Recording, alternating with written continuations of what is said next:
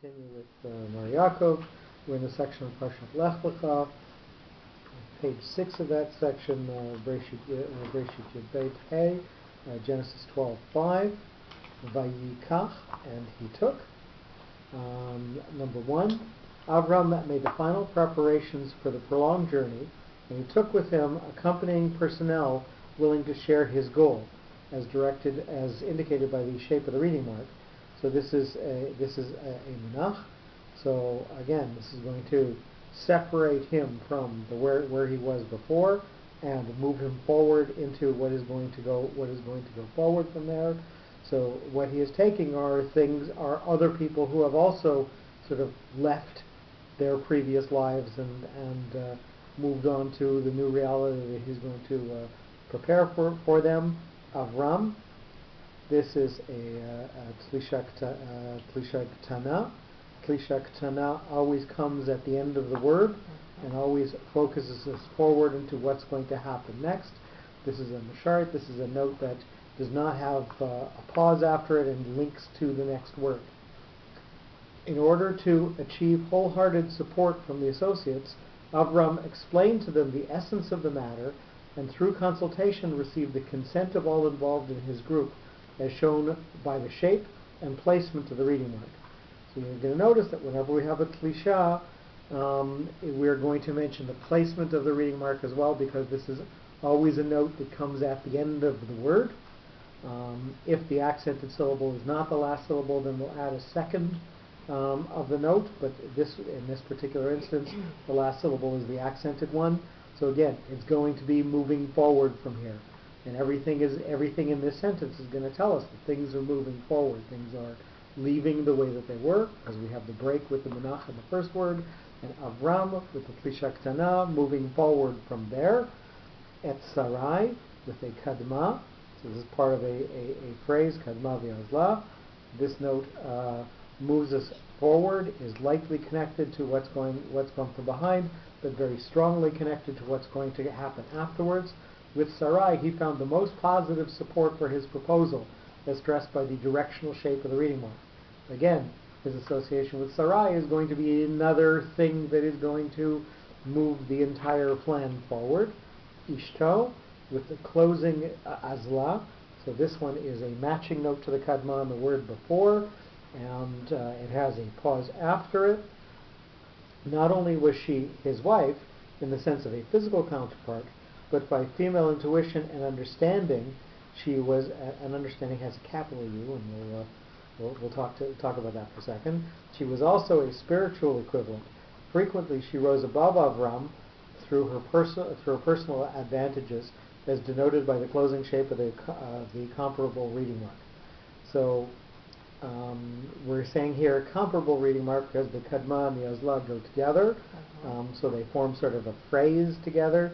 So she has bina, she has understanding. So that's why understanding is capitalized when you see it there in the middle of the paragraph, because it is a characteristic that we feel women have more of a connection to. That's not to say that every woman does, but it certainly is something that there is more of a tendency for.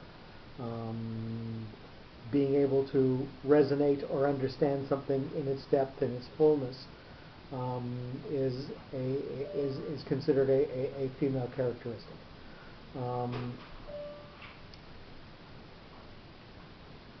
The completion that she is making is not only a completion of being husband and wife, but it is a completion of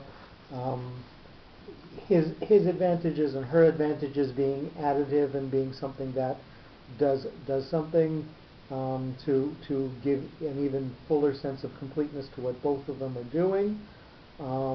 And we certainly learn later that there is the intimation that she was perhaps the greater prophet of the two of them, even though her actions always stay in the background. Viet lot, and again with the separating munach here, so we can surmise that we had built up to the crescendo, that he's separating himself out, taking other followers, taking Sarai, who completes him as his wife, and now we're starting another clause. So that's why we've separated out with the Munach. Number 5, Avram and Sarai discuss the anticipated journeys, and with Lot, whom they considered an adopted son, they concluded their decision, as suggested by the shape of the reading mark. So this is another reason that they needed to separate out in order to protect and cement their relationship with Lot. Ben Achiv, son of his brother, with the Rivi'i. This note is going to make this word stand out alone by itself, and the note has some breadth to it. Besides, Avram considered it his duty to take care of Lot because he was the only son of his brother and a brother of his wife, as pointed out by the broad reading mark of the broad meaning of the reading mark. So, not only is he the son of his brother, but he is also his wife's brother. Right. So, again, we're giving breadth to this word brother by saying he has sort of multiple brother relationships here, and that's why it deserves the Rivi'i.